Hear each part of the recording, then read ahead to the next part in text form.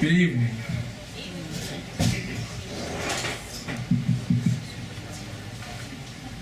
How's everyone doing tonight?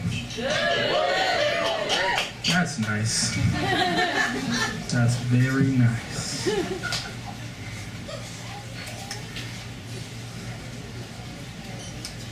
I stood at my open window and exhaled the smoke that I desperately tried to hold in as long as I could until my burning lungs demanded I release it.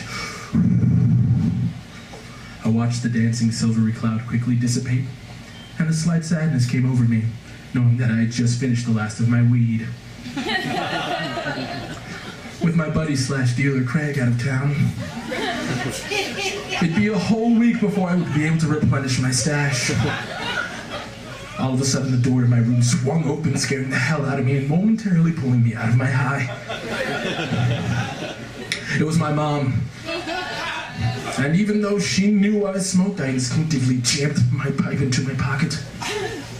"Ben," she said, standing in the open doorway, "Mr. Sanders' sitter just canceled on him, and I need you to go over there and watch Timothy tonight while we're at the party." My mom was already dressed and ready for said party. Wearing a slinky black dress that hugged the petite, curvy frame she spent hours at the gym maintaining. Oh yeah, I should also mention that when my mom says party, she really means key party.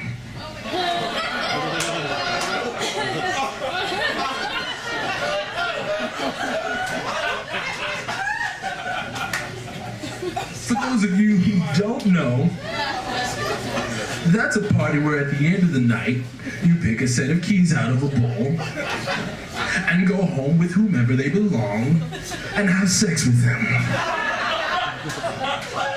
You see, my mom and dad are swingers, along with the Sanders and a lot of other people in this neighborhood. Oh, Mom, come on.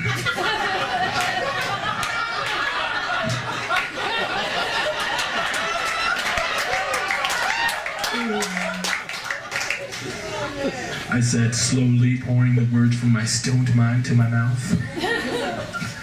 "Now, don't be like that," she said. "You know how important these parties are to all of us."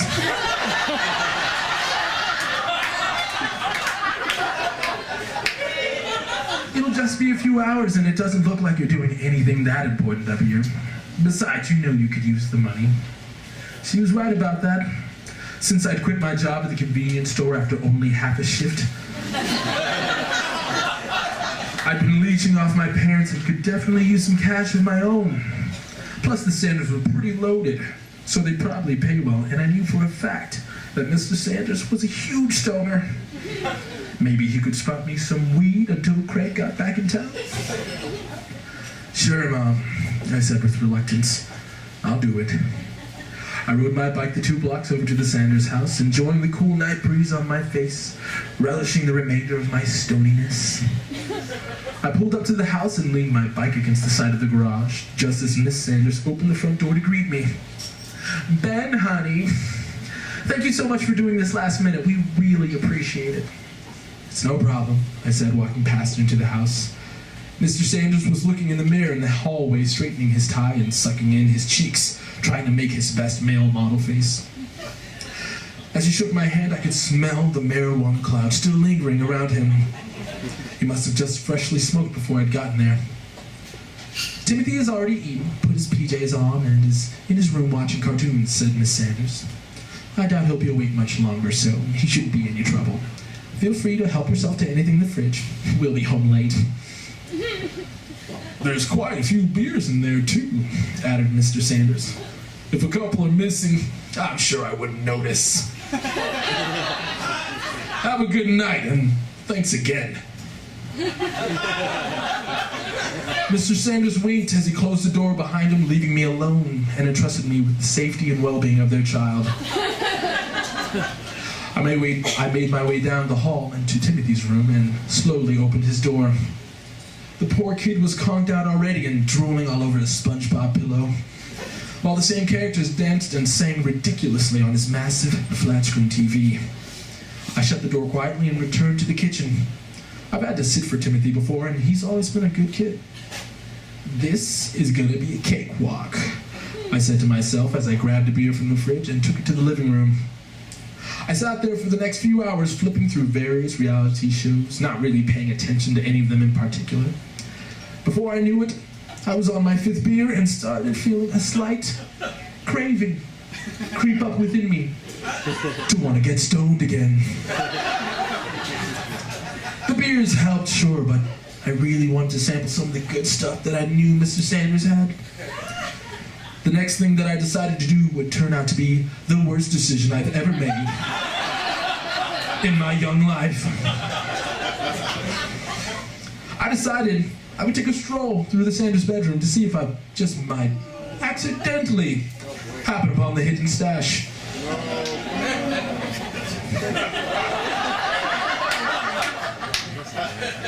I passed by Timothy's room first and cracked the door wide enough to see that he was still sound asleep as idiotic sea creatures danced across his 50-inch plasma screen. Satisfied, I meandered into the master bedroom at the end of the hall to carry out my mission. The room was huge and kept in immaculate order. I realized as I walked around the king-sized bed that I was going to have to be extremely careful during my search to put everything back exactly as I found it. First, I tried the drawer of one of the nightstands. Its contents included quite the sexual treasure trove, housing a bottle of warming lubricant and a very large vibrator, complete with a clitoral stimulator jutting out from its base and curving upward. The sheer size of it was a little scary and made me think about what a huge whore Miss Sanders must be to need something so over-the-top huge to get off with. But whatever. There was no weed in the drawer, so I continued my search. I figured the next logical step was to check the closet. And when I opened the slatted lightweight door, an aroma smacked me in the face, announcing that I'd hit pay dirt. I stepped into the closet and let the sweet skunky scent wrap itself around me as I grew excited with anticipation. On the top shelf over the large collection of hanging clothes, I spotted the source of the scent. It was an old wooden cigar box that I pulled down quickly and opened ecstatic by what I saw inside. There was a large bag of bright green buds that seemed to glow in the darkness of the closet. Next to the bag was a glass pipe with several lighters scattered around it. I stared at this magnificence for a moment, planning my next move, when I was pulled from my trance by a loud thud. My first thought was that Timothy had woken up and was out of his room. I went to close the box and returned it to the shelf, and the bedroom door flung open, banging hard against the wall. It scared the shit out of me, and I instinctively stepped into the closet and shut the door. I turned around and saw through the slats that it was Mr. Sanders, and he wasn't alone.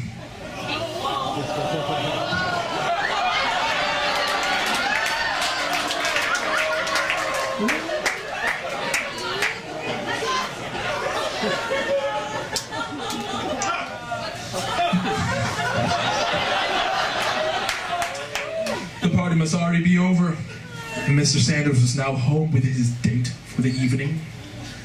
I was totally stuck with my mind racing, trying to figure out how I was going to get out of here as I watched Mr. Sanders passionately kissing the woman he was with in the dark at the foot of the bed. Should I say something now? Or just wait it out? Surely he knew I was here somewhere. I mean, I was supposed to be watching his kid, for Christ's sake. I decided I was just going to step out, announce my presence, and leave.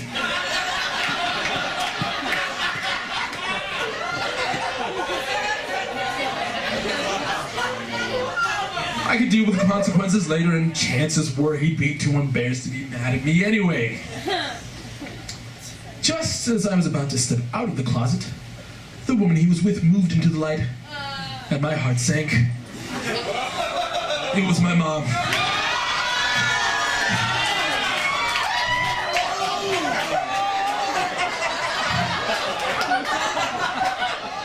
I was completely frozen as I watched her unclasp the back of her dress, letting it fall to the floor to reveal that she was wearing absolutely nothing underneath.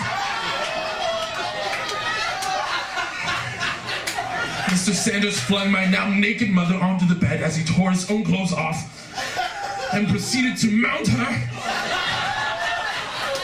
I tried to look down, I tried to look up. I even tried to close my eyes, but the soundtrack provided caused my mind to create things far worse than what I thought was actually happening. I was wrong. Over the next 45 minutes, I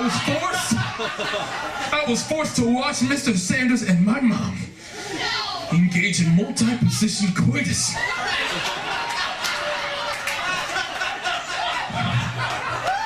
Including doggy style, reverse cowgirl, missionary, and something else foreign to me but looked more painful than pleasurable despite their modes of ecstasy.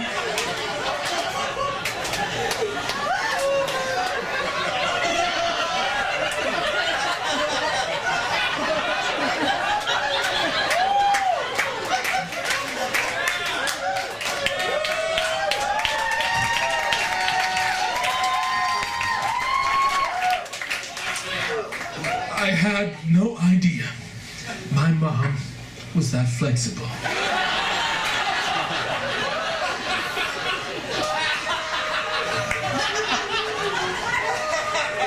Or that she completely lacked any sort of gag reflex.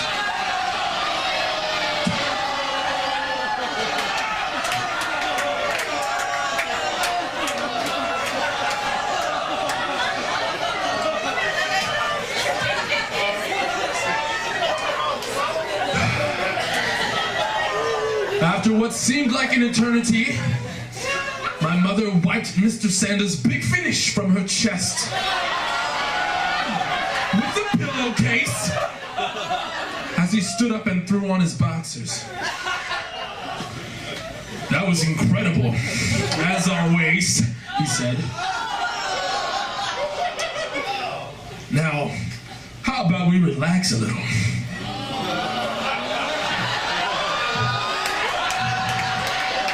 Before I knew what was happening, he was standing in front of the closet door, turning the knob and opening it.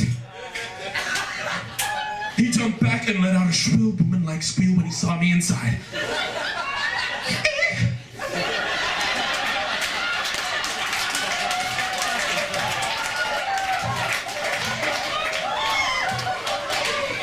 Jesus, Ben! What are you doing in there? Oh my God, Ben! My mother cried, trying to cover herself with the small, soiled pillowcase.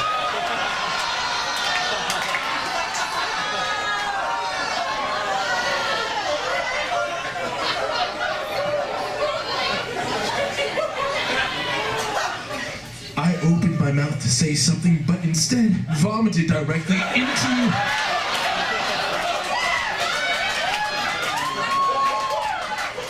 the open cigar box.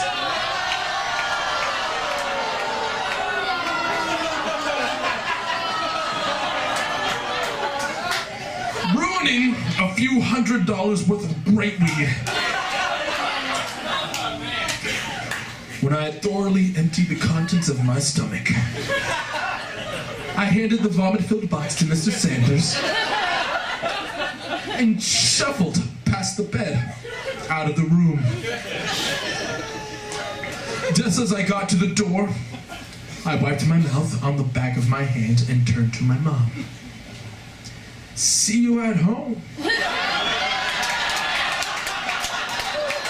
I guess, I said. The end.